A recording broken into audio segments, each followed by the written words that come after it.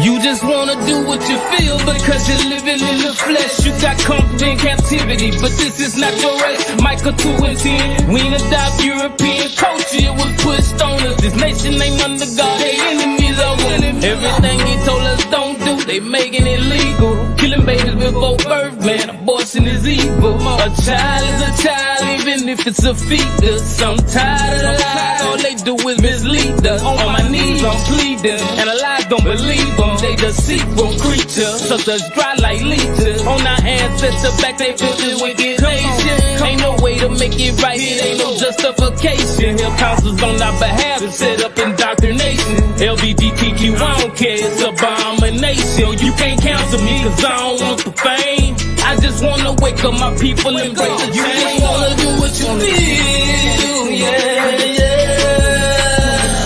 Because you're living in the lust of your flesh. You're living in the lust of your flesh. So you just wanna do what you feel, yeah, yeah. Cause you're living in the lust of your flesh. You're living in the lust of your flesh. So how you gonna say you got faith when you ain't got no work? Gotta afflict your flesh, you put the Most High first. But you just wanna get drunk and you just wanna pop perk. But you just wanna get high until you ride the earth. You don't want lip service, it's the heart he serves. If we keep the commandments, we could break these curses. Listen close to these verses. The scripture immersed in them to repent from sin. You gotta stop living in them. Them snakes got venom in them. The strike will kill you. That life you're living will leave you defenseless. Wake up, Israel, this might be your last chance. MJ last dance, you can't come back. Take advantage of the life you were blessed with. Get the Most High that attention that your flesh get. I know it feel good, but it's killing y'all. Use the Bible like a mirror, fix your spirit up. You just wanna do what you feel, yeah, yeah. Because you're living in the lust of your flesh. You're living in the lust of your flesh. So you just wanna do what you feel, yeah, yeah. Cause you're living in the lust of your flesh. You're living in the lust of your flesh. So you just wanna do what you feel.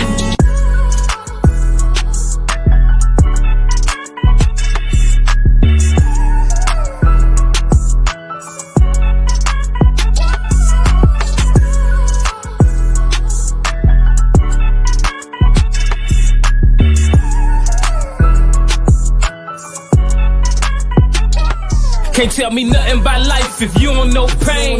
How you gonna try to coach if you don't know the game? You gon' get on the field and pick the wrong plays. Instead of seeking help, you wanna do your own thing. When we young, we all feel like we know it all. I was the same way and ended up behind the walls. I lost my grandma and grandpa while I was gone. Didn't get to say my goodbyes, had to remain strong while I was away. My baby mama gave birth to my daughter. When I needed to be around, I couldn't cause I was locked up. Got out and when I thought things weren't getting no worse, my daughter mama got sick. Started to feel like I was cursed. A few months later, cancer would take her from earth. I took life for granted and ended up getting hurt. Time is something you can lose and can never get back. The world will hit you with pain and you can't hit back. Can't tell me nothing about life if you don't know pain, pain, yeah. No, you can't tell me nothing about life if you don't know pain, pain, pain. No pain, no, you can't tell me nothing about life if you don't know pain, pain. No, you can't tell me nothing about life if you don't know pain, pain, pain. No pain, no gain. Changed my life, but unfortunately my home is stuck in the street. Got the phone call by Tracy, long live DT. He got killed on the same block we hustled on. He was like my little brother, man, now he gone. Last time I saw him, I told him to be careful. Cause them bricks in Mobile streets deadly. He just had bought a Camaro and got a good job. Trying to be a better man, but his life got raw. Had one foot in, then get the chance to pull it out. They caught him lacking, then get the chance to pull it out. Growing up in the hood, feel like it's no other route. If you still in the streets, I pray you make it out. Don't get trapped in the trap. It's a setup. Satan unleashing the tax and he won't let up. I can't alter your path, but I hope you heed my heads up. And no matter what happens, just keep your head up. Can't tell me nothing about life if you don't know pain, pain, yeah. No, you can't tell me nothing about life if you don't know pain, pain, pain. No pain, no tell me nothing about life if you don't know pain, pain. No, you can't tell me nothing about life if you don't know pain, pain.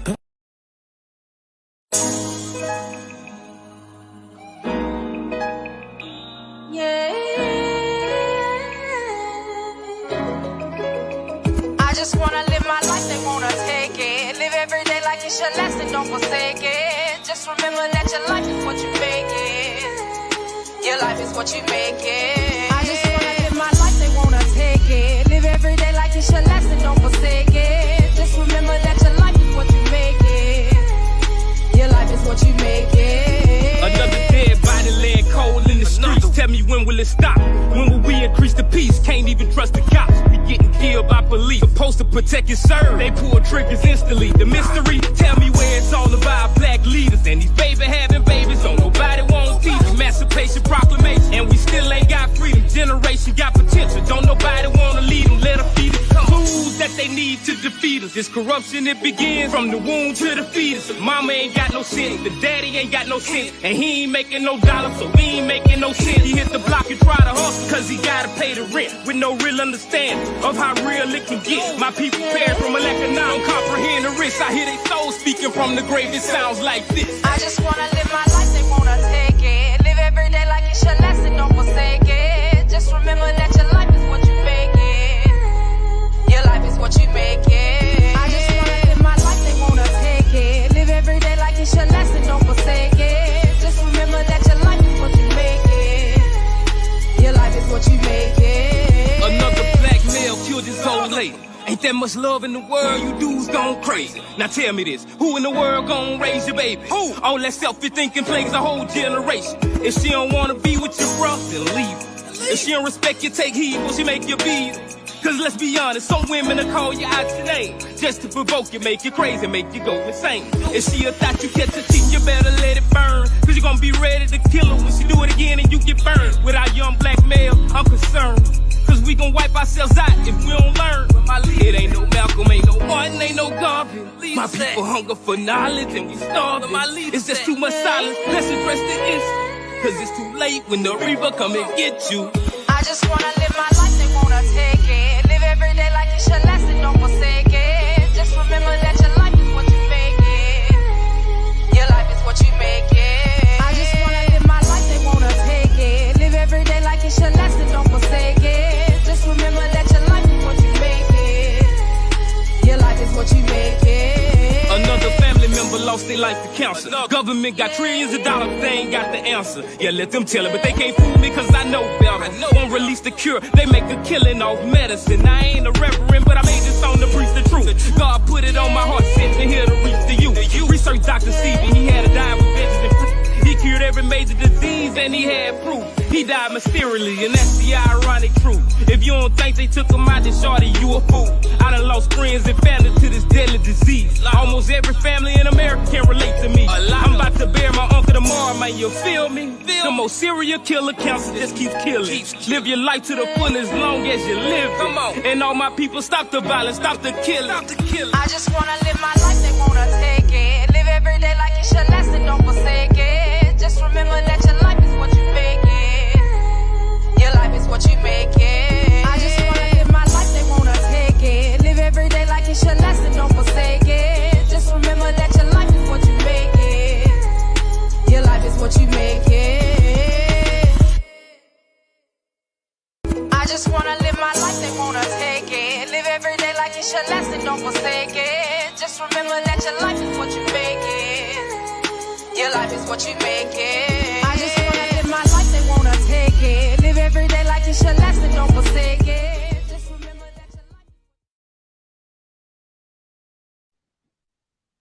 Shalom, shalom, family, shalom. I want to start off first by giving all honor, glory, and praise to the Most High God. So I say, call halal Yahweh by Shem Yahushua. And that's all praise to the Most High and His Son, who people ignorantly call Jesus, whose name is Yahushua. So we'll go ahead and get into this Bible reading. And it's going to be Sirach chapter 37 through 40.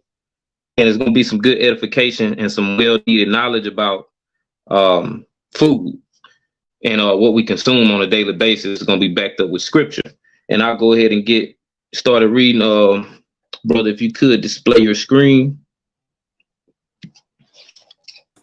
Con,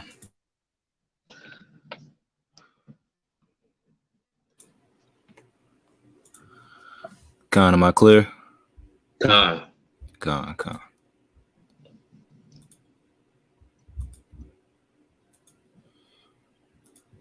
Can you see my screen? Yep, I see it coming up now. Con.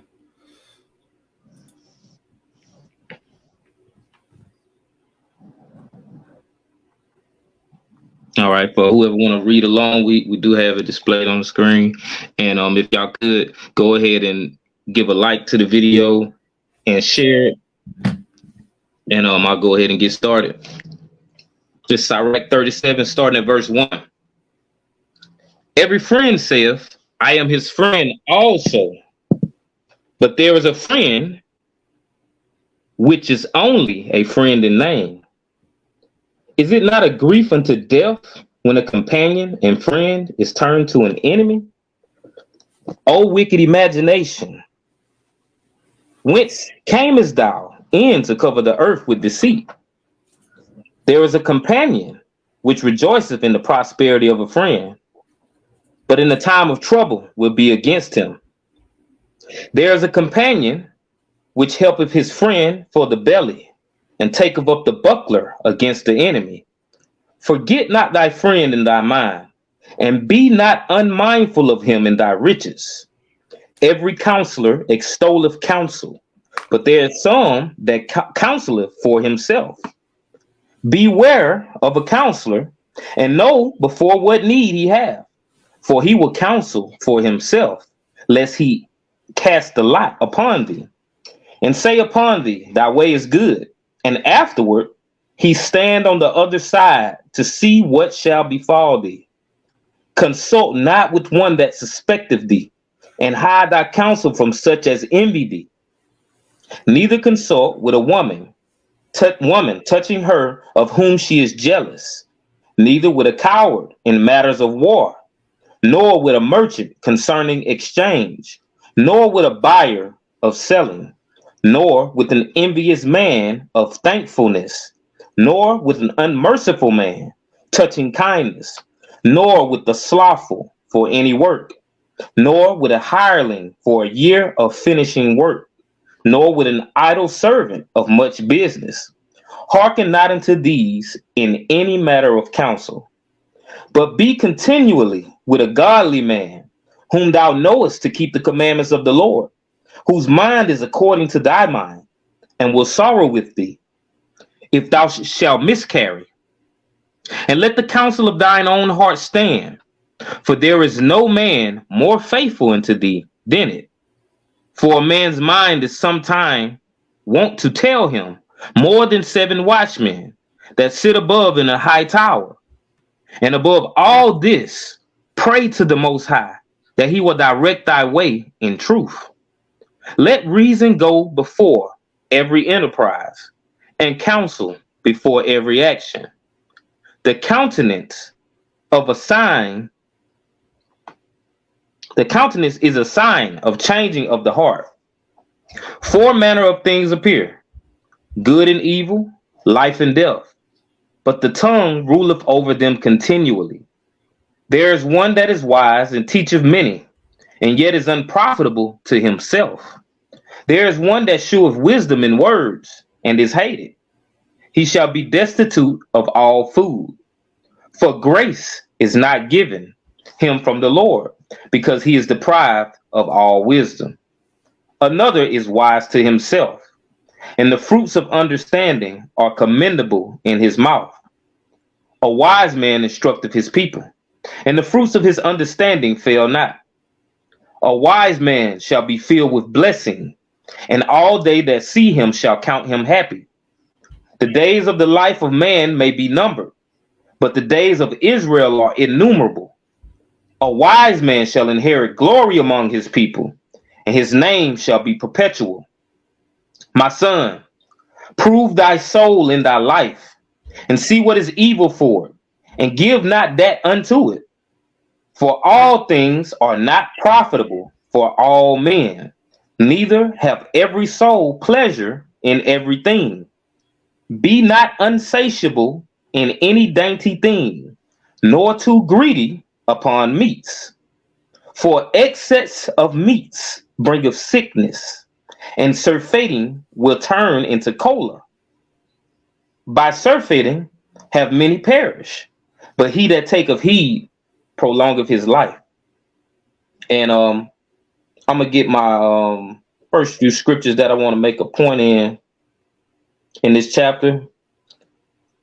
And I'll start at the beginning. In Sirach 37, verses 1 through 6, it says, Every friend saith, I am his friend also. But there is a friend which is only a friend in name. Is it not a grief unto death when a companion and friend is turned to an enemy?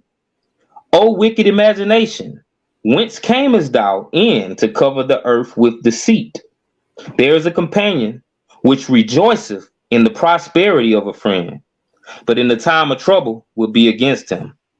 There is a companion which helpeth his friend for the belly, and taketh up the buckler against the enemy. Forget not thy friend in thy mind, and be not unmindful of him in thy riches.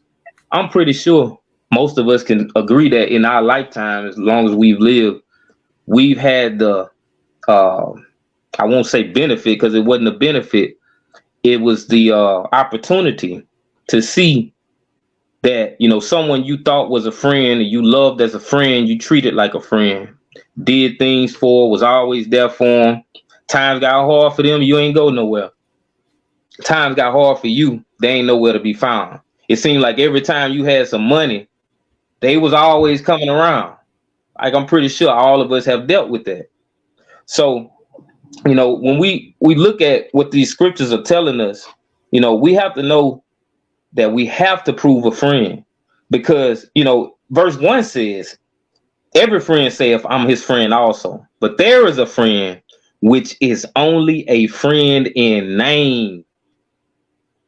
Now that's something else right there. Yeah, you say you my friend.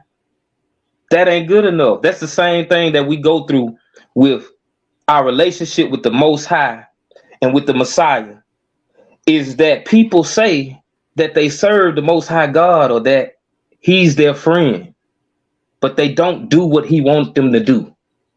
And they're not there, or they don't call on him at the times where they're not going through something. They want to call on him for a benefit. And this is the same way that we see these friends that are so-called friends, but are only a friend in name. So verse 2 says, is it not a grief unto death when a companion and friend is turned to an enemy? Verse 4, it says, there's a companion which rejoiceth in the prosperity of a friend, but in the time of trouble will be against him. And that's something else, man, because people will expose their hand over time. I'm going to get a precept, and this is in Proverbs 17:17.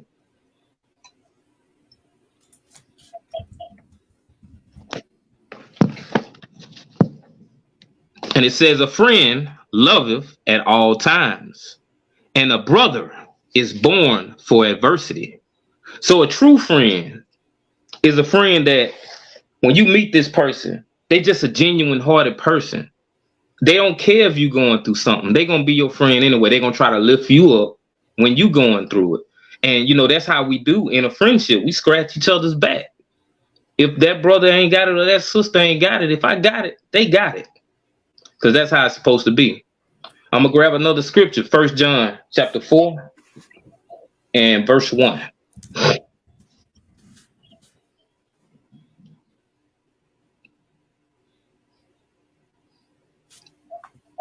If you could scroll down, yeah. So it says, beloved, believe not every spirit, but try the spirits, whether they are of God, because many false prophets are gone out into the world. This is something we have to do. We have to try the spirit of a person claiming to be righteous, of a person claiming that, they're your friend. We got to try that spirit, because the spirit ain't going to lie to us. A person can lie all day with their mouth. They can say whatever out their mouth. But, when we start to see these actions and we see the spirit on them,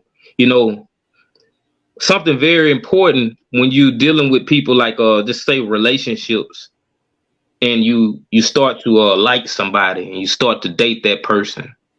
It's good. It's butterflies in your stomach at the beginning.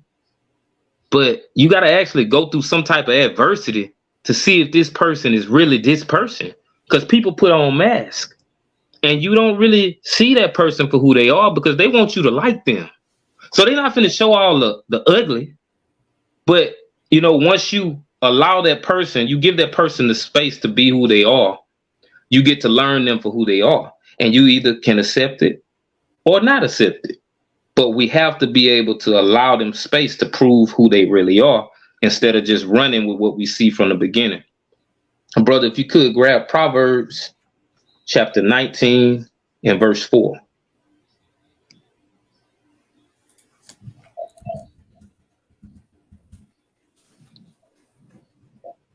It's Proverbs 19 and 4. It says, wealth brings many new friends, but a poor man is deserted by his friend.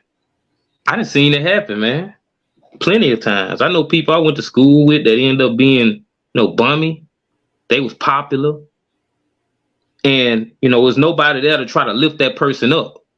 But when, they were popular, they probably was the one that told all the jokes. Everybody laughed with them, but now they laughing at them. This is something that's it's a true story. It's a true statement that wealth brings many new friends. Shiny things attract people. So, this is something we have to watch out for when the Most High do bless us with things that we're not being taken advantage of. I'm going to go ahead to another point in the same chapter, and it's verses 7 through 15 in Sirach 37. And it says, every counselor extolleth counsel, but there is some that counseleth for himself. Beware of a counselor, and know before what need he hath, for he will counsel for himself, lest he cast the lot upon thee, and say unto thee, thy way is good, and afterward he stand on the other side to see what shall befall thee. So when you look at, this type of counsel, this person does not have your best interests at heart. They want to see you fall or fail. You got to make sure if you're going to somebody to ask for some counsel that they ain't jealous of you about something. Or, they don't want to see you. If they don't want to see you actually excel in what you're trying to pursue, you can't go to them for counsel because they're going to give you the opposite type of counsel. That's the counsel you need. And you also don't want to go to someone for counsel who's not worshiping the Most High God, because their counsel is not going to line up with the commandments. And this is something you have to be very aware of, because, the common consensus on how problems get solved, there's certain things that, like, say relationships, you're going through marriage problems, and, you go to a worldly person about your marriage problem. Say you're a sister, and you go to your worldly girlfriend, homegirl, and you tell her, girl, I'm just sick of him. He's saying he do this, and he always telling me I gotta do this. And she say, girl, well, shoot, if it was me, I'd be gone. But you married. But this the counsel from a worldly person. But the counsel from the Most High tell you, you gotta sit and endure, and you gotta submit to your husband, regardless. Because guess what happened? You married that man. You had the choice and the chance to actually prove who that man was. You decided to marry him. So you chose. And no matter in this truth or out of this truth, we got to deal with the consequences that come with our actions. We still got to pay for them. There's no way around them. So we got to remember this when we're making our decisions, especially when it comes to our relationships. So I'm going to go back to Sirach 37 and continue reading. It says, there is a companion, Salakia, I'm a little further down. It says, neither consult with the woman, verse 11, touching her of whom she is jealous, neither with a coward in matters of war, nor with a merchant concerning exchange, nor with a buyer of selling, nor with an envious man of thankfulness, nor with an unmerciful man touching kindness, nor with the slothful for any work, nor with an hireling for a year finishing work, nor with an idle servant of much business. Hearken not unto these in any matter of counsel. You know, if I'm in a situation, I'm in my house, and somebody breaking my house, and it's like, what am I supposed to do in that situation? Am I supposed to use force to try and subdue this person to the point where, hey, I might kill him, but I'm trying to protect my house, right? If I ask someone that who doesn't have that dominance as a protector, as a leader and provider, they're gonna tell you, nah, brother, you need to try not to kill him. I'm not gonna be thinking about if I'm gonna kill him if they come in my house and my family's in here. I'm gonna be thinking about stopping you, no matter what it takes. So, it said, don't consult with a coward in matters of war. I ain't finna talk to no coward about that. I'm gonna go to a man that got a righteous mind about things and an understanding mindset about things to know it's situations where you might have to do something to actually harm somebody to protect your loved ones. But the first one in verse 11 says, neither consult with a woman touching her of whom she is jealous. This a real tricky one, because I've seen it happen in real life, particularly in the world. I've had homegirls and hey, so-and-so, I like so-and-so, whatever. And they gonna say something negative because they jealous of her. So you can, with a woman, you can't talk to a woman about somebody she jealous of. She not gonna have nothing good to say. So this is just wise counsel being brought out in Sirach 37. So these things are really common sense, but people still do them anyway. They still go to the center about matters concerning righteousness. That's something we can't do. The Most High didn't design us to be that way when we start to walk this walk the way that he wants us to walk. So I'm gonna continue. It says, I guess I'll go to the other part in the same chapter. I'll get a precept first for this bad counsel that is talking to us about not, taking heed to. Brother, if you could grab Genesis 3, and I'll read verses 1 through 7.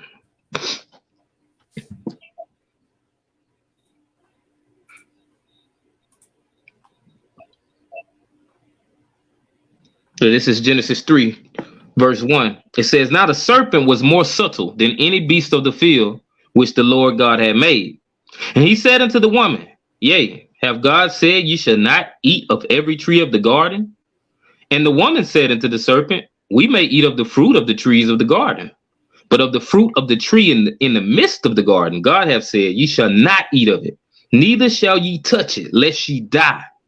And the serpent said unto the woman, ye shall not surely die. For God doth know that in the day ye eat thereof, then your eyes shall be open, and ye shall be as gods, knowing good and evil. And when the woman saw that the tree was good for food, and that it was pleasant to the eyes, and a tree to be desired to make one wise, she took up the fruit thereof, and did eat, and gave also unto her husband with her, and he did eat. And the eyes of them both were open, and they knew that they were naked. And they sewed fig leaves together and made themselves aprons. They knew they were naked. They knew they weren't covered no more because they chose to engage in something that they knew they had no business doing. They committed sin. But, if you pay attention at how Eve, she already knew better, but she talked to this person that gave her this bad counsel, and they was able to plant these seeds of doubt in what she already knew. This is what people will do to you if you give someone this opportunity, this worldly wicked person, you go to them about counsel, they're gonna give you the wrong advice. And this is something we gotta be careful of when we follow the Most High God. Brother, I'm gonna go back to Sirach 37, and I'm gonna highlight another point. And this point is very important. These are the verses of verse 29 through 31. And it says, "Be not unsatiable in any dainty thing, nor too greedy upon meats. For excess of meats bringeth sickness, and surfeiting will turn into choler. By surfeiting have many perished, but he that taketh heed prolongeth his life." We got to take heed to this, y'all. So excess of meats bringeth sickness, and surfeiting will turn into choler. So surfeiting would be, indulging in it, overindulging in eating meat. It turns into choler. Choler is just disease that starts to, form inside of you after a sickness occurs. Now you have a disease. So we're going to get an article that's going to illustrate exactly this point. We're going to get some proof, scientific proof that shows when you eat too much meat, things start to happen inside of your body. Khan, you want me to read it up? Khan, the water. Khan, no sweat. All right, so this is from the insider.com. What eating too much meat can do to your body, from dehydration to the meat sweats.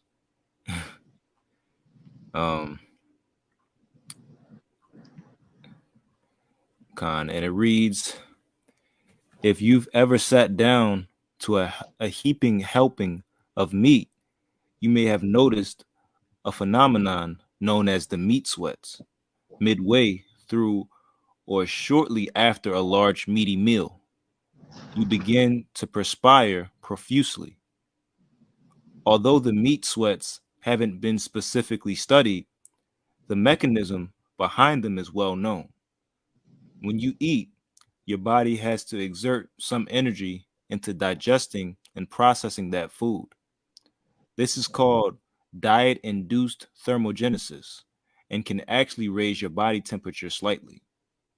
Since protein is the most energy intensive to digest, it can have a bigger effect on thermogenesis than, say, a plate of spaghetti or salad.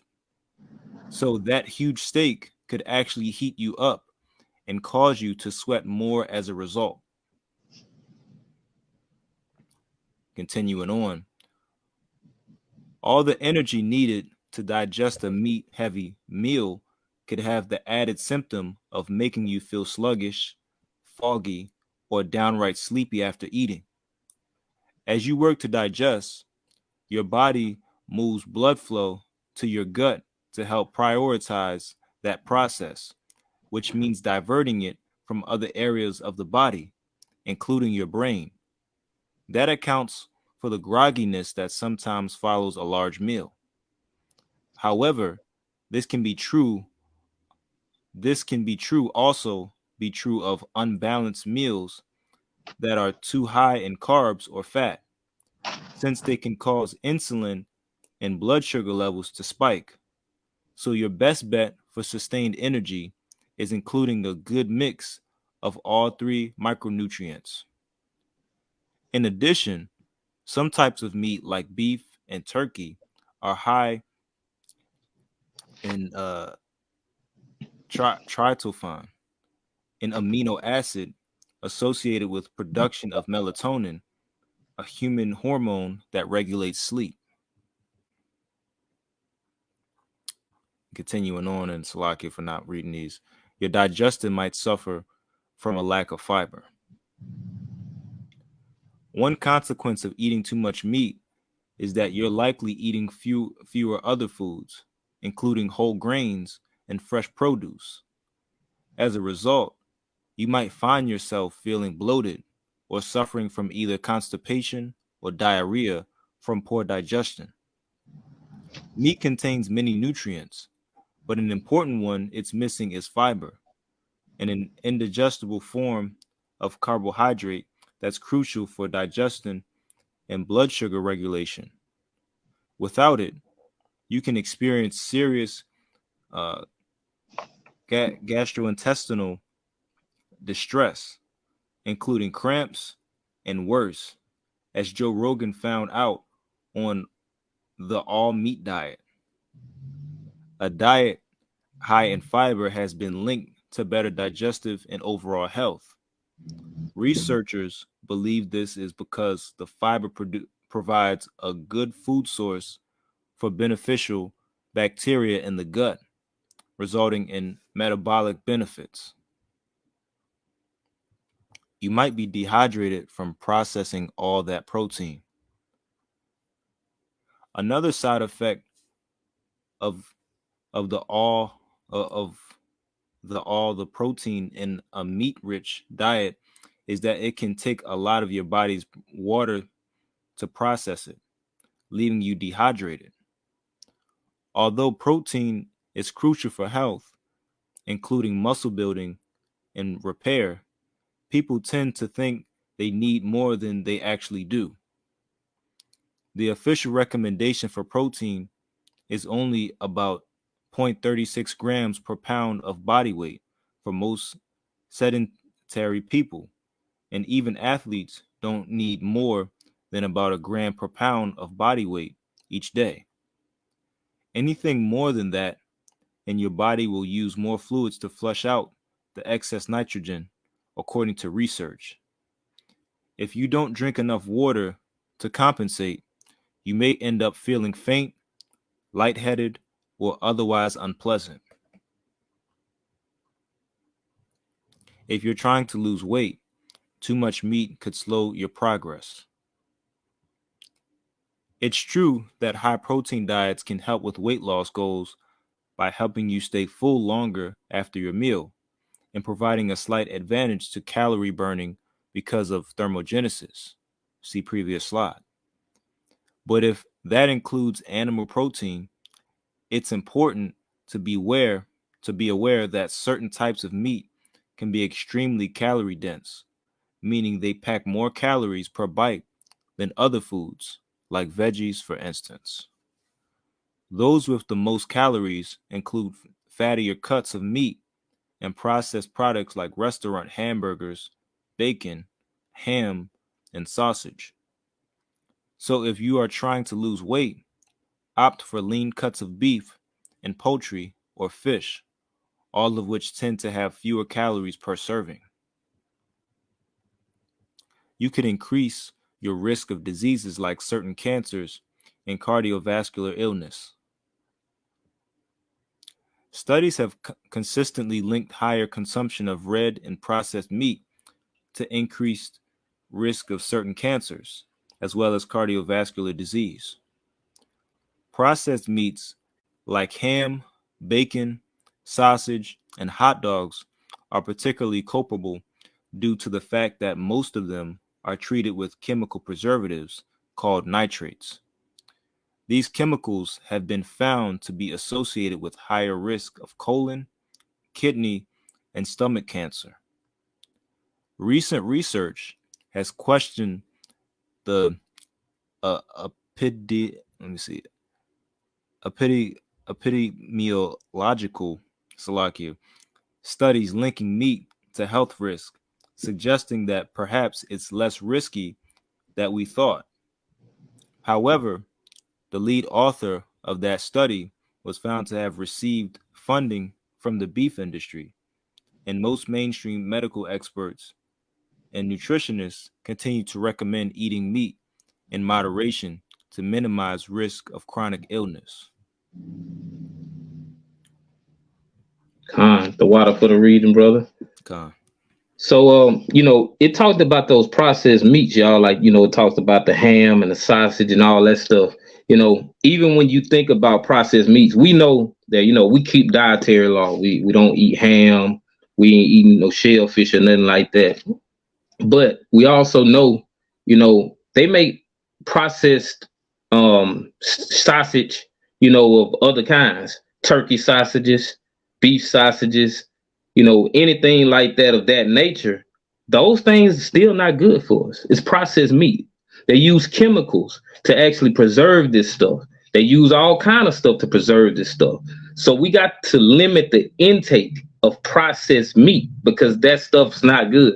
This is why people go vegan and they say they don't want to eat no meat, because it's true. Eating too much meat, just like Sirach 37 shows, it shows that, you know, eating too much meat will cause diseases. It will cause sickness.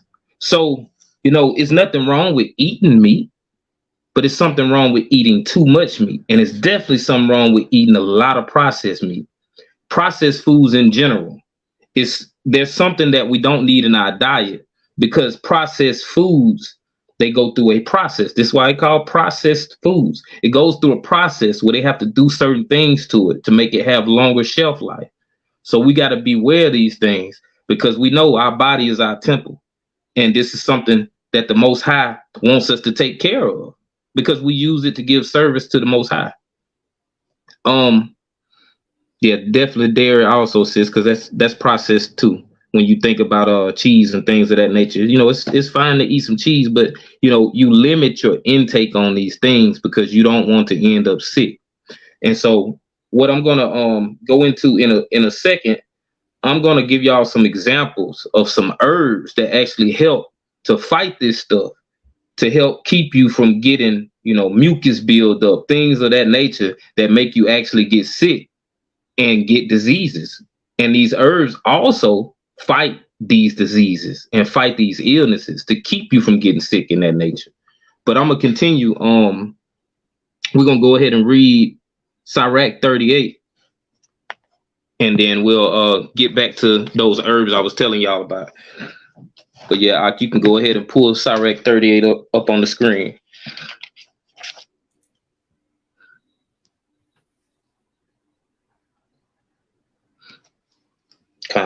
The water. This is Sirach 38, verse 1. Honor a physician with the honor due unto him, for the uses which he may have of him, for the Lord have created him.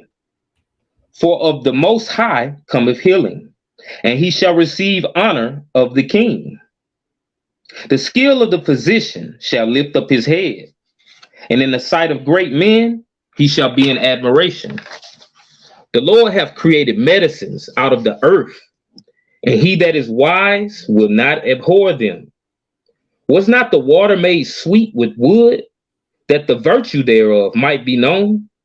And he hath given men skill, that he might be honored in his marvelous works. With such doth he heal men, and taketh away their pains. Of such doth the apothecary make a confection, and of his works there is no end. And from him is peace over all the earth. My son, in thy sickness be not negligent, but pray unto the Lord, and he will make thee whole. Leave off from sin, and order thine hands aright, and cleanse thy heart from all wickedness. Give a sweet savor and a memorial of fine flour, and make a fat offering as not being. Then give place to the physician, for the Lord hath created him. Let him not go from thee, for thou hast need of him. There is a time when in their hands there is good success, for they shall also pray unto the Lord that he would prosper that, which they gave for ease and remedy to prolong life. He that sinneth before his maker, let him fall into the hand of the physician. My son, let tears fall down over the dead, and begin to lament as if thou hadst suffered great harm thyself. And then cover his body according to the custom, and neglect not his burial. Weep bitterly, and make great moan, and use lamentation, as he is worthy, and that a day or two, lest thou be evil spoken of, and then comfort thyself for thy heaviness. For of heaviness cometh death, and the heaviness of the heart breaketh strength. In affliction also sorrow remaineth, and the life of the poor is the curse of the heart. Take no heaviness to heart, drive it away, and remember the last end. Forget it not, for there is no turning again. Thou shalt not do him good, but hurt thyself. Remember my judgment, for thine also shall be so. Yesterday for me, and today for thee. When the dead is at rest, let his remembrance rest, and be comforted for him, when his spirit is departed from him. The wisdom of a learned man cometh by opportunity of leisure, and he that have little business shall become wise. How can he get wisdom that holdeth the plow, and that glorieth in the gold, that driveth oxen, and is occupied in their labors, and whose talk is of bullocks? He giveth his mind to make furrows, and is diligent to give the kind fodder.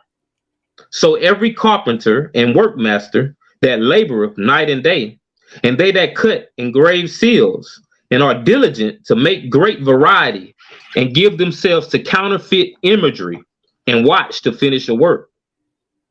The smith also sitting by the anvil, and considering the ironwork, the vapor of the fire wasteth his flesh, and he fighteth with the heat of the furnace.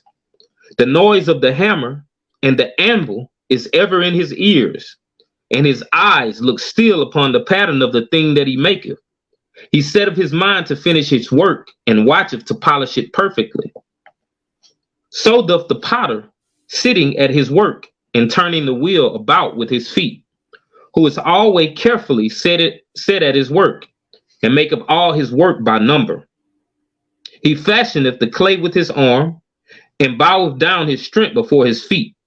He applieth himself to lead it over, and he is diligent to make clean the furnace.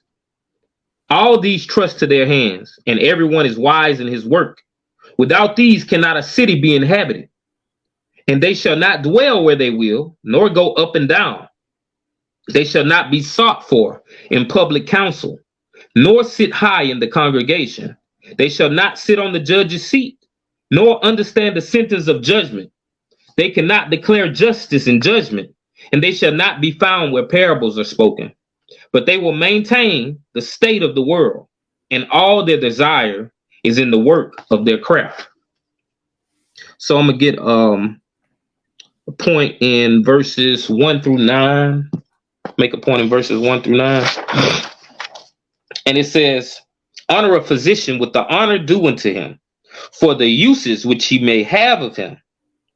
For the Lord hath created him. For of the Most High cometh healing, and he shall receive honor of the king. The skill of the physician shall lift up his head, and in the sight of great men he shall be in admiration. The Lord hath created medicines out of the earth, and he that is wise will not abhor them. Was not the water made sweet with wood, that the virtue thereof might be known? And he hath given men skill, that he might be honored in his marvelous works. With such doth he heal men, and taketh away their pains. Of such doth the apothecary make a confection, and of his works there is no end, and from him is peace over all the earth. My son, in thy sickness be not negligent, but pray unto the Lord, and he will make thee whole. Now, when we look at sickness, it's also talking about spiritual sickness. And we know that the great physician is our Father. And we have, his son who came to give an example of how we were supposed to live. So we go to the great physician for healing spiritually. But there's also healing that can be done, which is displayed throughout the scripture, that the Most High has made possible. Brother, if you could go to Ezekiel 47 and verse 12.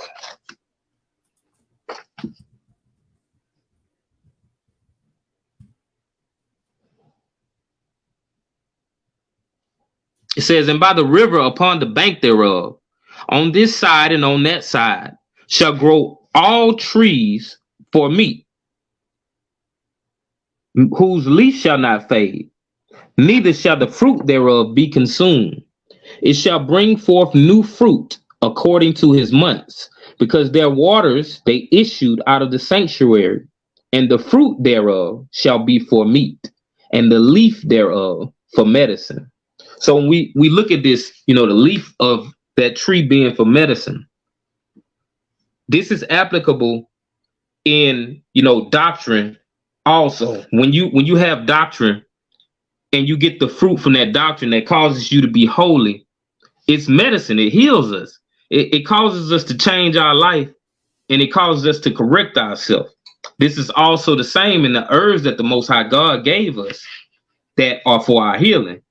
Brother, if you could go to Genesis 1:29.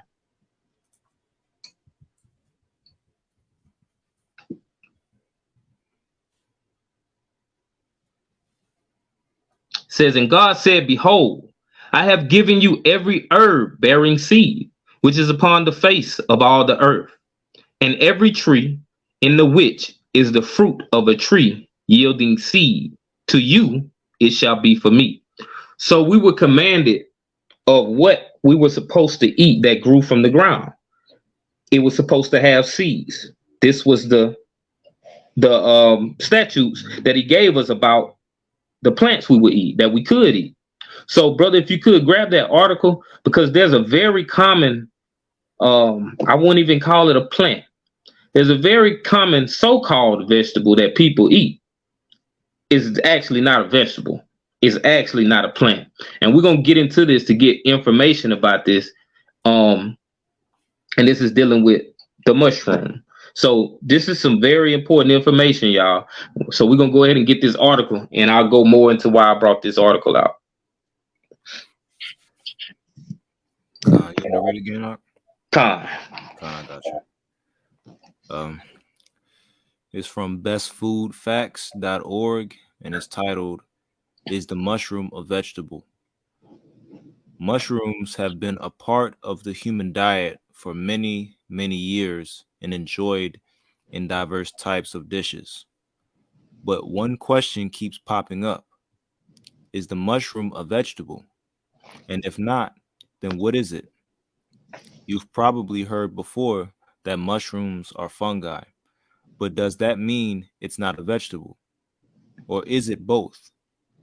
To clear this up, we reached out to Alice Hinneman, MSRD, Extension Educator of Nutrition, Food Safety, and Cooking at the University of Nebraska, Lincoln.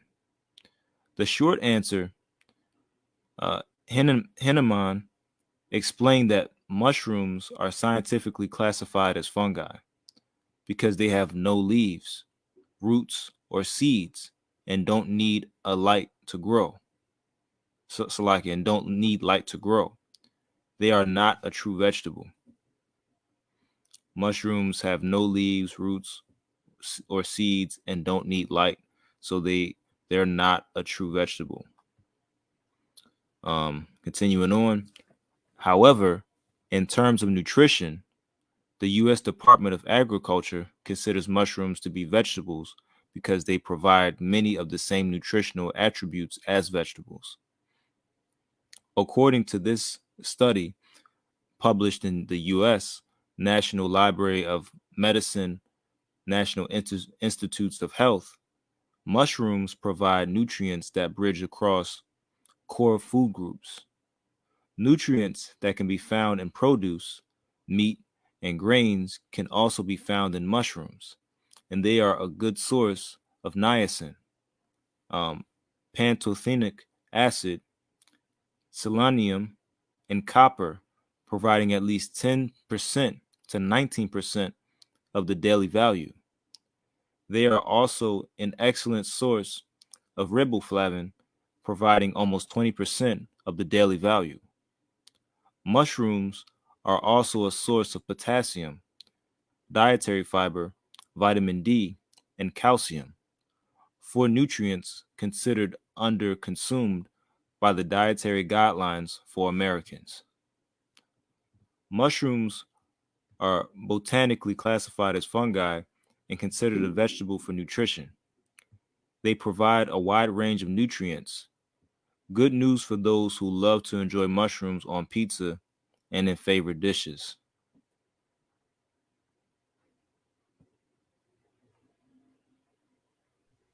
Con, the water, I'm sitting here talking on mute. Yeah. But, just like the article states, it doesn't have seeds. And in Genesis 1 and 29, we read that the herbs that we're supposed to eat, that the plants that we eat, they're supposed to have seeds. That's the grounds for the approval of such things that we know are desirable for the Most High, by the Most High, for us to eat. So if it doesn't have that, that's not our food.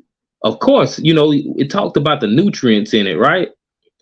That would be still food for somebody, for some animal, but it's definitely not food for children of the Most High God who have to keep His commandments. So, when you think about something like that, that's very common, mushrooms, they even said that it wasn't in the class of vegetable. They said that it's a fungi because it don't have seeds, it don't have roots, it don't have leaves. But, here go the word, but they consider it a plant because of the nutritional value. This is someone making something be good when it was essentially not good for us to eat. They just made it good. So if we decide that, hey, I'm gonna eat mushrooms, you're deciding to take hold of a pagan custom, because I'm pretty sure Israelites in the past, in the ancient time, did not eat mushrooms because they knew there were not no seeds that they were sprouting from. It's a fungus, and it grows by those spores flying in the air. They land in somewhere, and it sprouts from the ground. So, just a little information about that. But brother, if you could grab Psalm 104 and 14.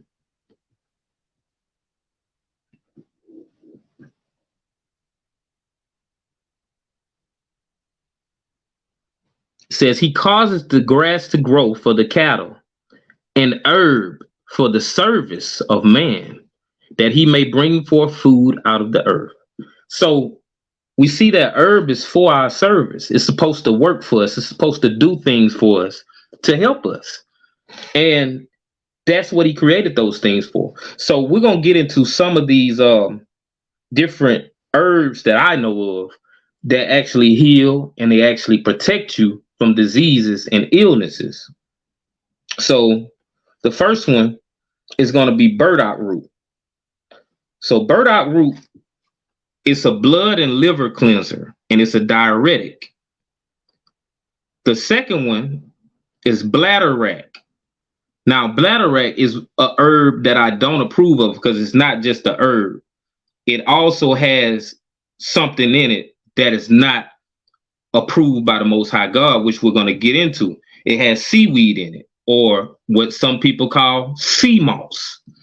We got to be careful about sea moss, because sea moss is found in more things than y'all know. And I'm going to get into that because it's disguised by another word, and it's in all types of food.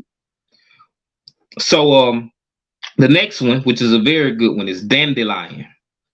It's a blood and liver cleanser, a diuretic, and it basically just, if you drink, you could drink dandelion every morning and night. Like, it's not going to hurt you. It's only going to help you.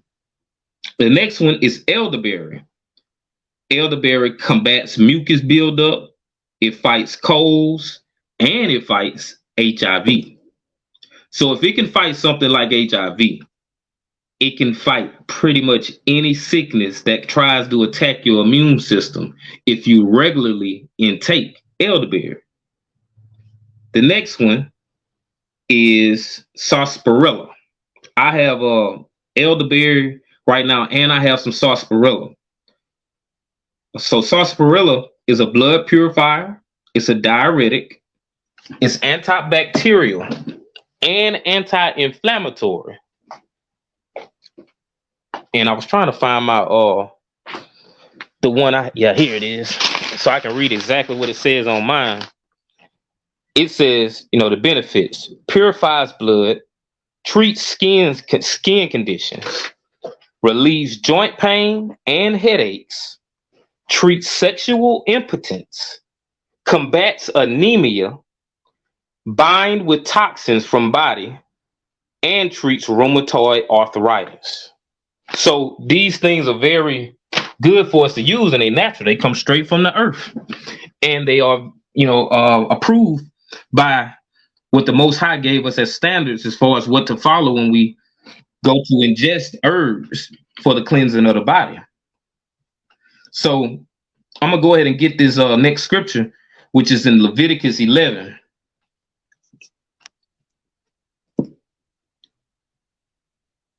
Ashwagandha is a good one too. Definitely. So this is Leviticus 11, verses 8 through 12.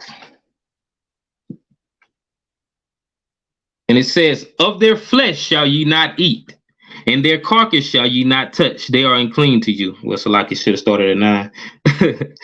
"These shall ye eat of all that are in the waters. Whatsoever have fins and scales in the waters, in the seas, and in the rivers, them shall ye eat. And all that have not fins and scales in the seas, and in the rivers, of all that move in the waters, and of any living thing which is in the waters, they shall be an abomination unto you. They shall be even an abomination unto you. Ye shall not eat of their flesh, but ye shall have their carcasses in abomination." So like y'all scroll up a little bit. "And whatsoever have no fins nor scales in the waters, that shall be an abomination unto you." So, when we look at verse 10, I think it is, brother. Go back to verse 10. It says, and all that have not fins and scales in the seas and in the rivers, of all that move in the waters, and of any living thing which is in the water, they shall be an abomination unto you. Because I've heard the argument that seaweed or sea moss isn't a living thing. They will say, that's not a living thing, but that's very untrue. When you analyze Dr. Sebi and his studies about alkaline products, vegetables, and fruits, one of them is sea moss or seaweed. And anything that's alkaline is alkaline because it's alive. It's not dead. So that's why, the vegans, they don't eat meat because it's dead flesh. And it's not electric. That's what they call it, electric. It's electric when it's an alkaline vegetable or fruit. So that would indeed make seaweed or sea moss alive because it's electric, it's alkaline. So when we look at anything that's living in the waters that don't have fins and scales, it will be an abomination to us. So when I talk about sea moss or seaweed, I'm going to tell you some of the things that is actually in. I'm going to just do this off the top of my head because I read labels, and I have to stop eating certain stuff when I find out that they have this in there, because I want to keep the Most High God's commandments to the best of my ability. So if it's within my power and within my research to do, I stop. So one thing that is in Wendy's, what's those things? Frosties, is in their Frosties. It's called carrageenan. That's what the name of it is. It's in KFC's chicken tenders and chicken breast. It's called carrageenan. CARRAGEEENAN. Con. For sure, sister Hannah. You gotta read these labels. It's in a lot of the ice cream that they sell in the stores, but there's also ice cream that is not in. We just got to do our due diligence and actually read. It's in some candy bars. I used to love Paydays. Had to stop eating them. It has carrageenan in it. They put it in stuff that it don't make no sense to be in. So we know who doing this. The oppressor, to keep us continuing in sin, to keep us eating abominable things, to keep us under the curses so that we can't get salvation. The water, sis, definitely, and a lot of natural toothpaste. We have to read these products. It's the same thing with the pork. They do the same thing with pork that they do with carrageenan. They put it in things that it has no business in. Like, why are you putting it in there? So the reason that they justify themselves with carrageenan, they use it as an emulsifier, which is a thickening agent, which helps to bind stuff together, to bond it together so that it doesn't separate. So it keeps its consistency. So that's the excuse they use. But they have other options as emulsifiers, but they use carrageenan more than any other emulsifier. And it's retarded. So, like, why would you use seaweed in chicken? It makes no sense. Why would you use seaweed in ice cream? Makes no sense. The dark cups, they have pig in them. They're made with gelatin, the same gelatin that's used in pigs. The dark cups, they have their sly and slick ways of getting us to break the commandments without our knowledge. We just continually putting unclean stuff in our body if we don't read these labels. So, Ak, if you could pull that article up.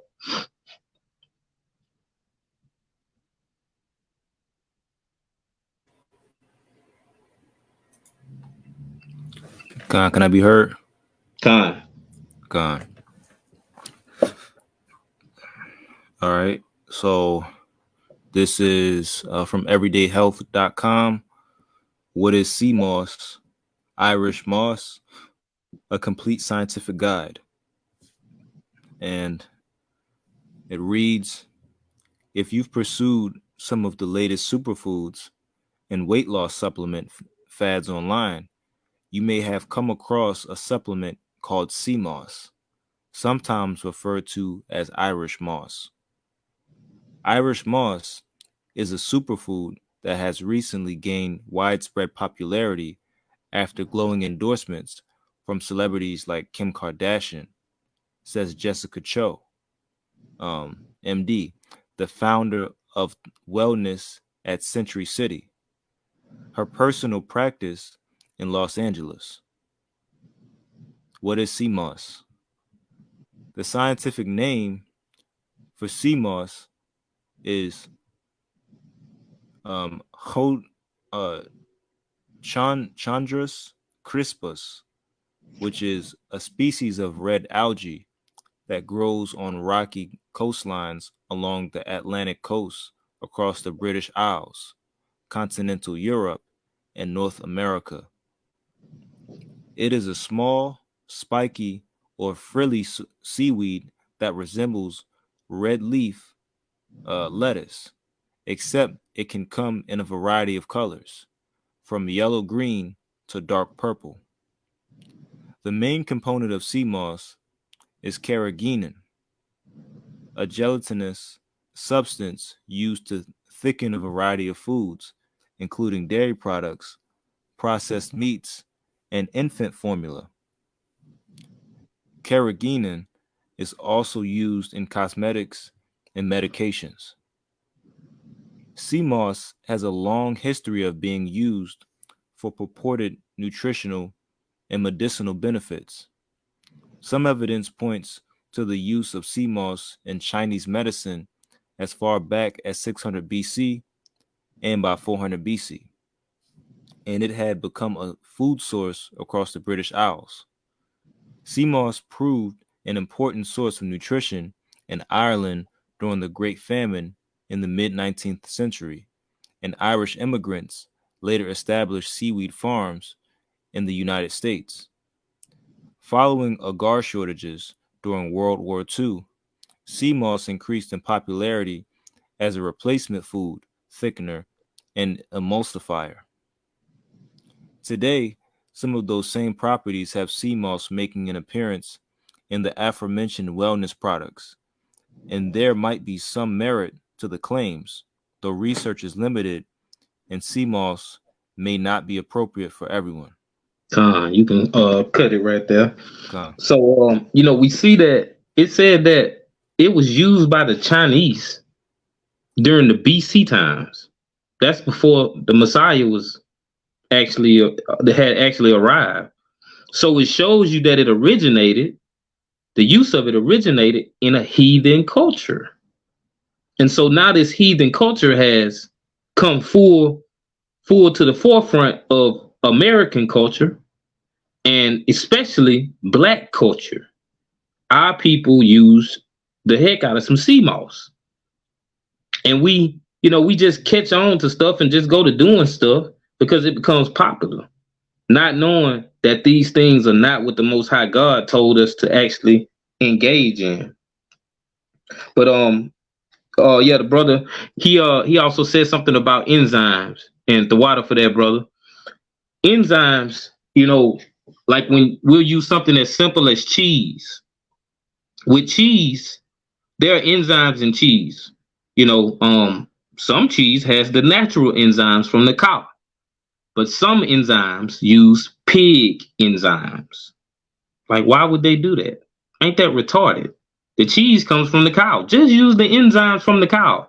But no, you got a lot of them, they will put enzymes from the pig into cheese. And it's in a lot of snacks too, like snacks that use cheese. You'll have pig enzymes, not cow enzymes. You got to do your research. Any great value cheese uses pig enzymes. That's for sure. But, just continue. We have to continue to read these labels. We go to these websites. They have to tell you what they're using because people have allergies. So as long as you do your due diligence and your research, you'll be able to find out if they actually have this stuff in the product so that you can know if it's good enough for you to consume or not.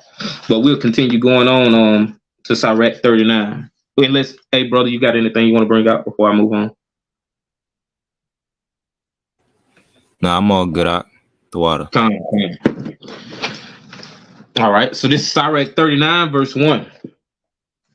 But he that giveth his mind to the law of the Most High, and is occupied in the meditation thereof, will seek out the wisdom of all the ancient, and be occupied in prophecies. He will keep the sayings of the renowned men, and where subtle parables are, he will be there also. He will seek out the secrets of grave sentences, and be conversant in dark parables. He shall serve among great men, and appear before princes. He will travel through strange countries, for he have tried the good and the evil among men. He will give his heart to resort early to the Lord that made him, and will pray before the Most High, and will open his mouth in prayer, and make supplication for his sins. When the great Lord will, he shall be filled with the spirit of understanding. He shall pour out wise sentences, and give thanks unto the Lord in his prayer. He shall direct his counsel in knowledge, and in his secret shall he meditate. He shall shew forth that which he hath learned, and shall glory in the law of the covenant of the Lord. Many shall commend his understanding, and so long as the world endureth, it shall not be blotted out. His memorial shall not depart away, and his name shall live from generation to generation. Nations shall shew forth his wisdom, and the congregation shall declare his praise. If he die, he shall leave a greater name than 1,000, and if he live, he shall increase it. Yet have I more to say, which I have thought upon, for I am filled as the moon at the full. Hearken unto me, ye holy children, and bud forth as a rose growing by the brook of the field, and give ye a sweet savor as frankincense, and flourish as a lily. Send forth the smell, and sing a song of praise. Bless the Lord in all his works. Magnify his name, and shew forth his praise with the song of your lips, and with harps, and in praising him, ye shall say after this manner: all the works of the Lord are exceeding good, and whatsoever he commandeth shall be accomplished in due season. And none may say, what is this? Wherefore is that? For at time convenient they shall all be sought out. At his commandment the waters stood as a heap, and at the words of his mouth the receptacles of waters. At his commandment is done whatsoever pleaseth him, and none can hinder when he will save. The works of all flesh are before him, and nothing can be hid from his eyes. He seeth from everlasting to everlasting, and there is nothing wonderful before him. A man need not to say, what is this? Wherefore is that? For he have made all things for their uses. His blessing covered the dry land as a river and watered it as a flood. As he have turned the waters into saltness, so shall the heathen inherit his wrath. As his ways are plain unto the holy, so are they stumbling blocks unto the wicked. For the good are good things created from the beginning, so evil things for sinners. The principal things for the whole use of men's life are water, fire, iron, and salt, flour of wheat, honey, milk, and the blood of the grape, and oil, and clothing. All these things are for good to the godly. So to the sinners they are turned into evil. There be spirits that are created for vengeance, which in their fury lay on sore strokes. In the time of destruction they pour out their force, and appease the wrath of him that made them. Fire and hail, and famine and death, all these were created for vengeance. Teeth of wild beasts, and scorpions, serpents, and the sword punishing the wicked to destruction. They shall rejoice in his commandment, and they shall be ready upon earth. When need is, and when their time is come, they shall not transgress his word. Therefore from the beginning I was resolved, and thought upon these things, and have left them in writing. All the works of the Lord are good, and he will give every needful thing in due season, so that a man cannot say, this is worse than that. For in time they shall all be well approved. And therefore praise ye the Lord with the whole heart and mouth, and bless the name of the Lord. And I'll highlight Sirach 39:1, the first verse of this chapter. And it says, but he that giveth his mind to the law of the Most High, and is occupied in the meditation thereof, will seek out the wisdom of all the ancient, and be occupied in prophecies. And I'm going to grab a precept for that, brother. If you could grab Proverbs 4, and I'll read verses 5 through 9. And it reads, get wisdom, get understanding, forget it not, neither decline from the words of my mouth.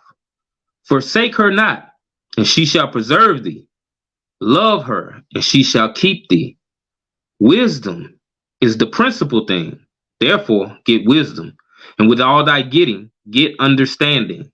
Exalt her. She shall promote thee. She shall bring thee to honor when thou dost embrace her. She shall give to thine head an ornament of grace, a crown of glory shall she deliver to thee. And, we, throughout this lesson so far, we've been highlighting things that are approved by the Most High. And we know that, it says in Sirach 39:1, he that giveth his mind to the law of the Most High is occupied in the meditation thereof.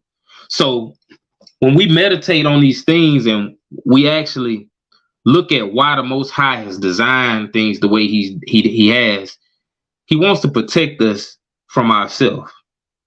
Because, if it was up to us, if we didn't have the law to guide us, we would just eat whatever. We would just do whatever. But he wants us to have order. He wants us to have, organization in our life to the point where we're being led in the right way and being led by the Spirit. When I hear people try and justify not keeping the laws of God, but claim to have the Holy Spirit, it makes no sense. Because the Most High God told us to do things. And his Spirit is what allows us and gives us that want to do what he said do. So, let's make sure we're always continuing to meditate on these scriptures, because these scriptures are what's going to give us life. And just like, taking heed to the herbs. These herbs can actually protect you from illness, from disease, and it can actually prolong your life. Right along with keeping these laws of God, they prolong our life. If we, decide that, hey, I'm just not going to keep the laws no more, I can guarantee your lifespan will be cut shorter than it would have been. So, these laws were given for our own protection. If you could grab 1 Timothy chapter 4, verses 15 and 16. It says, meditate upon these things, give thyself wholly to them, that thy profiting may appear to all. Take heed unto thyself and unto the doctrine. Continue in them. For in doing this, thou shalt both save thyself and them that hear thee. So it says when we meditate on these things and we give ourselves wholly into it, we commit ourselves, hey, I'm going to keep these laws, statutes, and commandments. I don't care what come my way that tempts me to not do it at this point in time. It don't matter. I'm going to reject that, and I'm going to stay steadfast and unmovable in what the Most High told me to do. It says that our profiting may appear to all. They're going to see how we benefit from keeping the Most High God's commandments. They're going to see the blessings that come upon you because you're obedient to your Father. So that's just, motivation and encouragement that to continue, no matter what may be happening in your life, to try to get you out of the spirit, to get you out of character, to make you falter and fall. And if you do make a mistake, get back up, be encouraged. That's what he made grace for, because he knows sometimes we mess up. But that don't mean take advantage of the grace to the point where you going off and you sinning and thinking that, well, I'm going to sin this time because he going to forgive me anyway. He might just kill you right after you finish sinning and don't give you a chance to repent. But, brother, if you could grab Philippians 4, verses 8 and 9.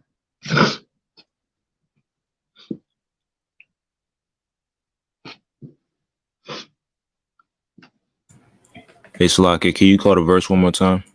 Philippians 4, verses 8 and 9.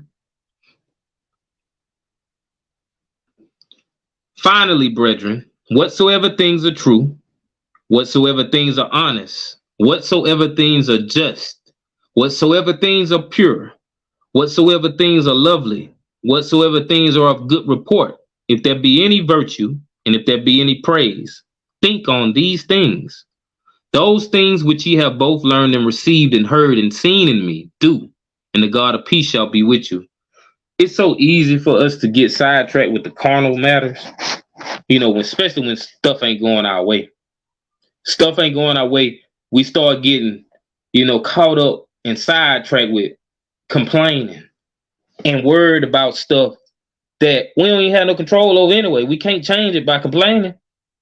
When the Most High told us to meditate on these things that are good, these things that are true, these righteous things, rejoicing in the Most High, meditating on the kingdom coming and wanting the kingdom to come, praying for the kingdom to come, doing the work of the Lord. That's what we should be focusing on, not focusing on the things that we can't change.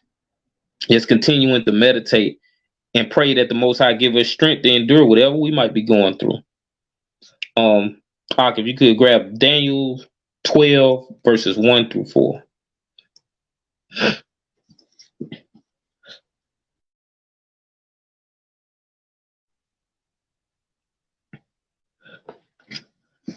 And at that time shall Michael stand up, the great prince, which standeth for the children of the people, of thy people.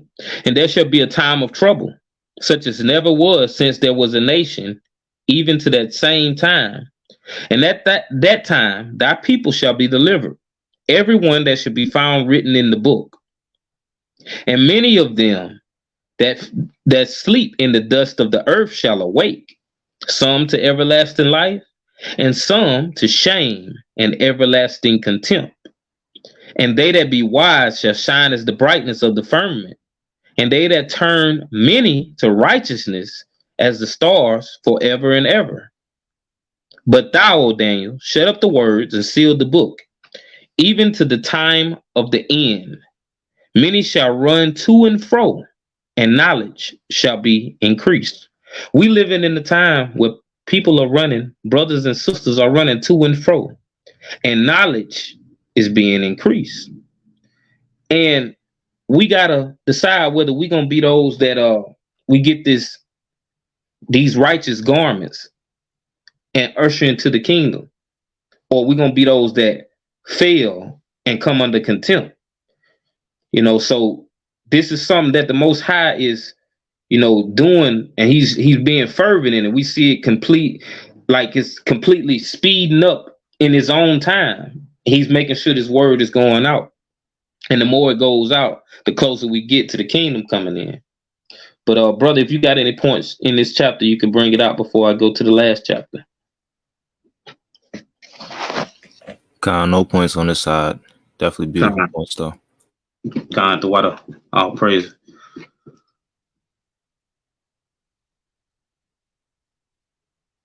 So this is Sirach chapter 40, starting at verse 1.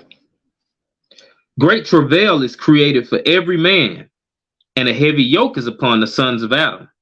From the day that they go out of their mother's womb to the day that they return to the mother of all things.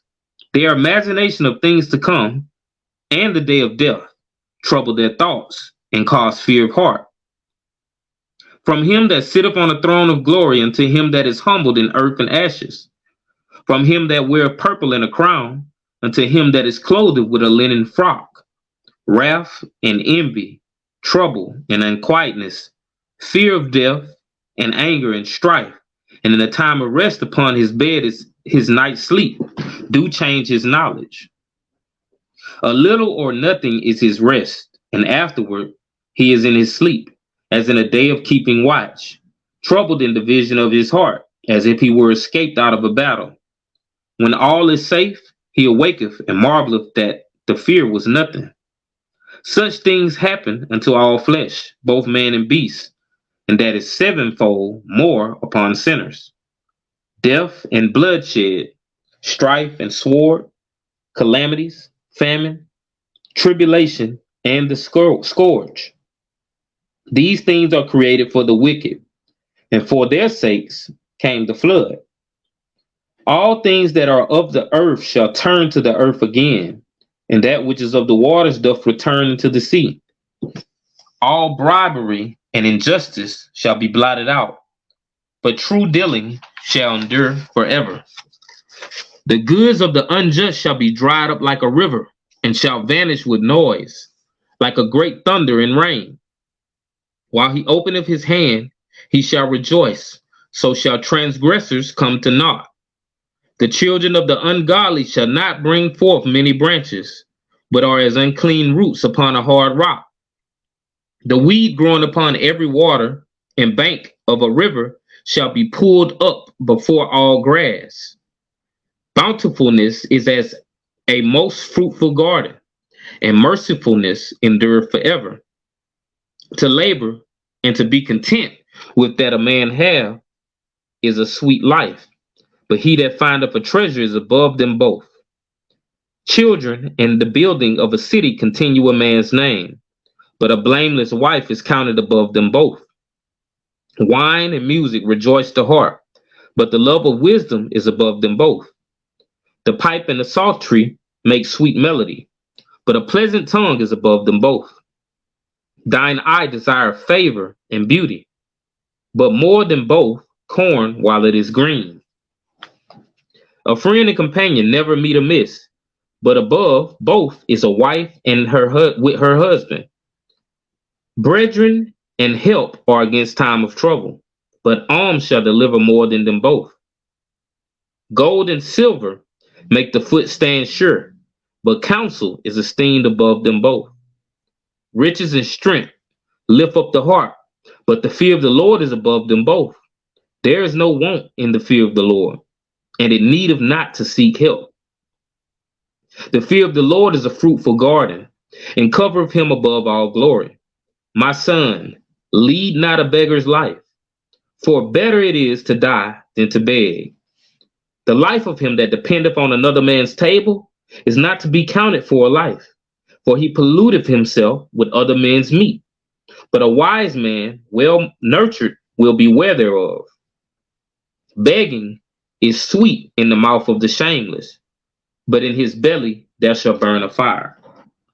And I'll get a point in verses 1 through 8. It says, great travail is created for every man, and a heavy yoke is upon the sons of Adam. From the day that they go out of their mother's womb to the day that they return to the mother of all things, their imagination of things to come and the day of death trouble their thoughts and cause fear of heart. From him that sitteth on a throne of glory unto him that is humbled in earth and ashes. From him that weareth purple and a crown unto him that is clothed with a linen frock. Wrath and envy, trouble and unquietness, fear of death and anger and strife. And in the time of rest upon his bed, his night sleep, do change his knowledge. A little or nothing is his rest, and afterward he is in his sleep, as in a day of keeping watch, troubled in the vision of his heart, as if he were escaped out of a battle. When all is safe, he awaketh and marveleth that the fear was nothing. Such things happen unto all flesh, both man and beast, and that is sevenfold more upon sinners. So, it talks about it being sevenfold more upon sinners. So this grief and this agony that we go through in life on a daily basis, everybody goes through it. But it's worse for those that ain't keeping the commandments of God. But just like we just expressed in the prior chapter, we got to meditate on these things that are good, because the bad gonna come. It ain't no way around it. This is life. You're gonna get good and you're gonna get bad, and you got to be able to accept the good with the bad. So we got to make sure that we're not dwelling on these things and causing them to change our countenance, causing them to change our spirit to the point where we're walking around angry with a frown on our face. We got a beautiful hope waiting for us if we do what we're supposed to do as people of the living God. So where we go, I'm going to go back to verse 5. It says, wrath and envy, trouble and unquietness, fear of death and anger and strife. And in the time of rest upon his bed, his night sleep, do change his knowledge. I know it's been plenty of nights I done went to sleep feeling a certain type of way. And you wake up the next morning and it's like, you ain't even tripping off what you was tripping off the night before. Because it wasn't really that serious. You were just upset at that time, just having to deal with the knowledge of what you knew was going on. It upset you. You didn't like it. But, you get a good night rest. You ain't really thinking about it. Some stuff you may still think about, but it ain't the same. It don't have that same effect that it had when you initially got the information. So it says a little or nothing is his rest, and afterward he is in his sleep, as in a day of keeping watch, troubled in the vision of his heart, as if he were escaped out of a battle. When all is safe, he awaketh and marveleth that the fear was nothing. It's nothing. It ain't nothing in this world, in this lifetime that we're going to experience that's going to be so significant that it should shake our faith or make us be so centered and have our attention so much on it that it takes us off the prize and it takes us off what our focus is supposed to be on. And that's the Most High God and getting into the kingdom. I'm going to get a couple precepts. Brother, if you could grab 2 Timothy chapter 1, verse 7.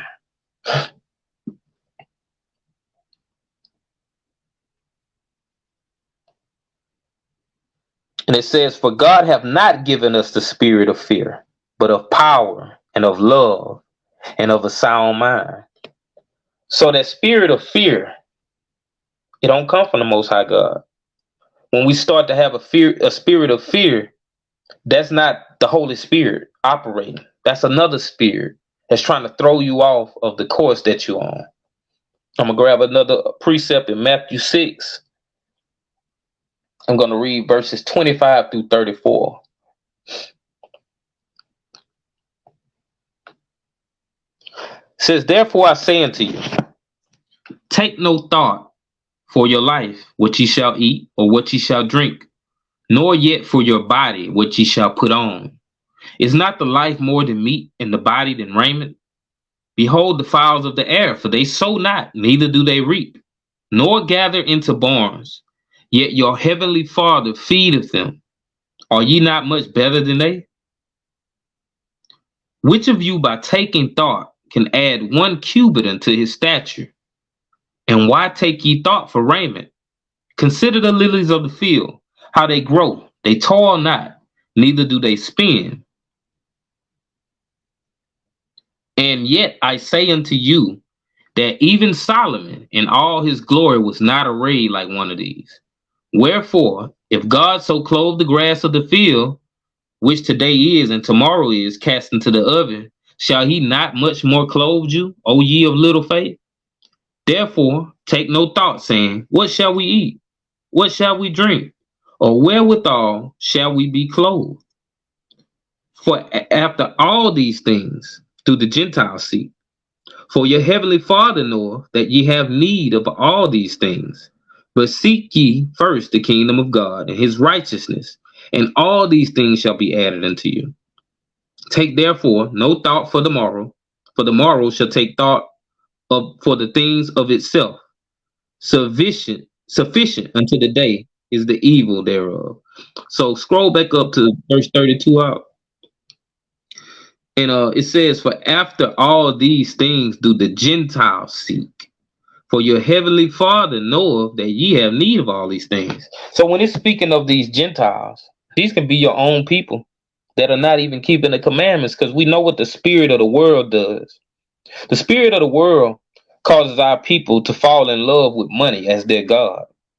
So when we read through these things that we just read through, they're worried about these things. Man, what I'm gonna wear, what I'm gonna eat. So they start to have this love of money to try and make sure they have these things in abundance. What car I'm gonna drive. Those type of things are things we shouldn't worry about. We should definitely take action to make sure we have the essentials to sustain us, but we shouldn't be overtaken with worries of the world. These are carnal things.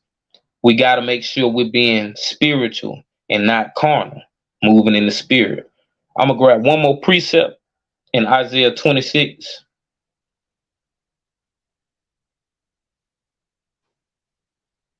And I'm going to get verses 1 through 4. It says, in that day shall this song be sung in the land of Judah. We have a strong city. Salvation will God appoint for walls and bulwarks. Open ye the gates, that the righteous nation, which keepeth the truth, may enter in. Thou wilt keep him in perfect peace, whose mind is stayed on thee, because he trusteth in thee. Trust ye in the Lord forever, for in the Lord Yahweh is everlasting strength. So it shows that the Most High gonna keep us in perfect peace as long as we keep our mind on him. So we continue to meditate on these commandments. We continue to go and read the examples of righteous men and righteous women throughout the scriptures. He'll keep us in perfect peace. He'll keep us encouraged and keep us motivated to continue on. And with that, I'll end. And brother, if you got anything to bring out, you can. I don't have anything else to add, man. Definitely, what wonderful, mighty lesson through the spirit and power of Yahweh, Bashem Yahweh Shai. Definitely salute to the brother Hurt for, the Most High putting it on his spirit to take the time out, to go through these accounts, go through the information. Definitely big salute and, the water. The water for the reading and the screen share. And I just want to say the water to everybody and Shalom family. Brother, if you could, you can go ahead and close us out. For sure. Close it out with number 6 and 24 on down. Yahweh bless thee and keep thee. Yahweh make his face shine upon thee and be gracious unto thee. Yahweh lift up his countenance upon thee and give thee peace. And they shall put my name upon the children of Israel, and I will bless them. And with that, I'll say Shalom. Shalom, family.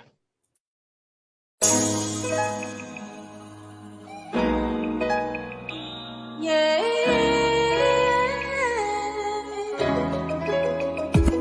wanna live my life, they wanna take it. Live every day like it's your last and don't forsake it. Just remember that your life is what you make it. Your life is what you make it. I just wanna live my life, they wanna take it. Live every day like it's your last and don't forsake it. Just remember that your life is what you make it.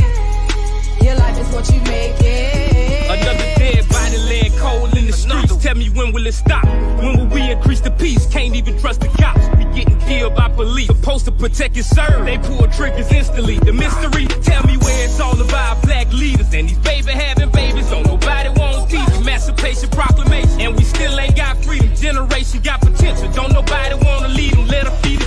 Tools that they need to defeat us. It's corruption, it begins from the womb to the fetus. Mama ain't got no sense. The daddy ain't got no sense. And he ain't making no dollars, so we ain't making no sense. He hit the block and try to hustle, cause he gotta pay the rent. With no real understanding of how real it can get. My people perish from a lack of knowledge. Don't comprehend the risk. I hear they souls speaking from the grave. It sounds like this. I just wanna live my life, they wanna take it. Live every day like it's your last and don't forsake it. Just remember that your life is what you make it.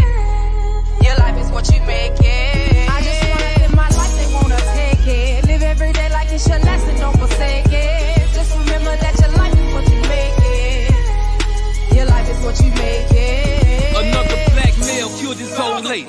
Ain't that much love in the world, you dudes gone crazy. Now tell me this, who in the world gon' raise your baby? Who? All that selfish thinking plagues a whole generation. If she don't wanna be with your brother, then leave her. If she don't respect you, take heed, will she make you beat her? Cause let's be honest, some women will call you out your name just to provoke you, make you crazy, make you go insane. If she a thought you catch a cheating, you better let it burn. Cause you gonna be ready to kill her when she do it again and you get burned. With our young black male, I'm concerned. Cause we gon' wipe ourselves out if we don't learn. It ain't no Malcolm, ain't no Martin, ain't no Garvey. My people hunger for knowledge and we starving. It's just too much silence, let's address the issue. Cause it's too late when the reaper come and get you. I just wanna live my life, they wanna take it. Live every day like it's your last and don't forsake it. Just remember that your life is what you make it.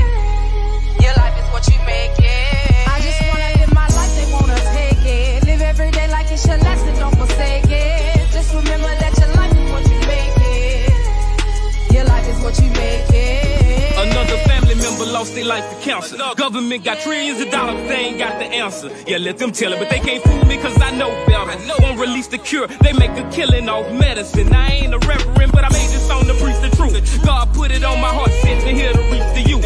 Research Dr. Sebi, he had a dime with veggies and fruit.